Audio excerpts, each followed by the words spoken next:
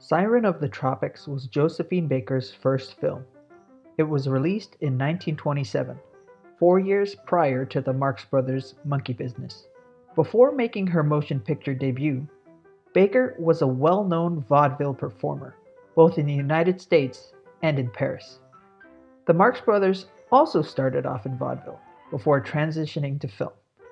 Surely they had heard of Baker and may have even seen her performances or films, as the brothers and Baker all had comedic performance and vaudeville in common. The real smoking gun is a man by the name of Herman Jacob Mankiewicz, who was an uncredited producer on Monkey Business. Mankiewicz was also a screenwriter, having written several films about Paris, where Josephine Baker was a big star. In fact, Mankiewicz was in charge of writer recruitment at Paramount and tended to hire writers that were similar to him. Could it not have been possible that Mankiewicz had some say in the writing of Monkey Business? Perhaps he or any of the writers of the film had seen Siren of the Tropics and been, shall we say, inspired by it.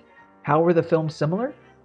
It's best to start from the ship's stowaway scene from Siren of the Tropics, as this is the main plot point and setting for roughly 2/3 of Monkey Business.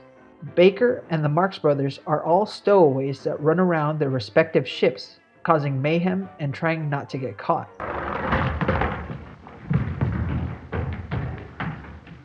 Baker ends up working for a woman she meets on the ship.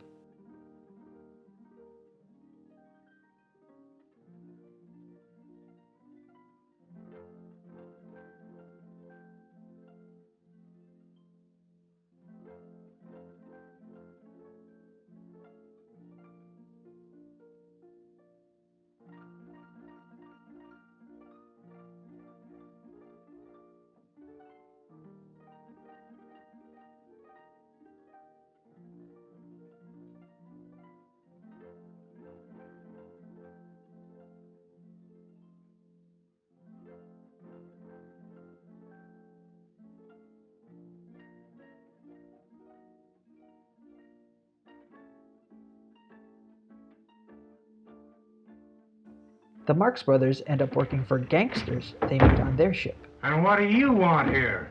Well, I was just looking for him. Do you know this guy? Why, I've known him for years. He used to live in the next barrel to me. Oh, I see. The stowaways. Say, I can help you, bozos. Mr. Bozo's to you. All right, Mr. Bozo. And you can help me.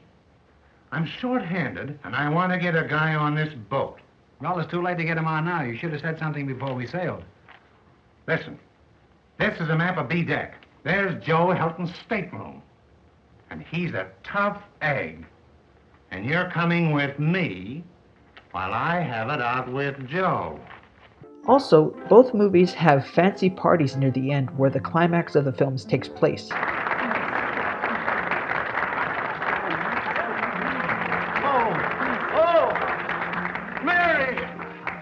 Kidnapped her.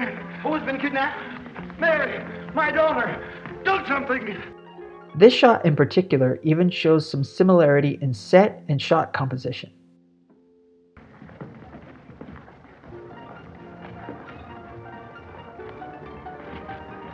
Both films also show the stars performing within them, but this could very well be a coincidence, as in-film performances were a staple of cinema at the time. But are all the other similarities coincidences as well? This seems highly unlikely. How dare you invade the sanctity of the captain's quarters?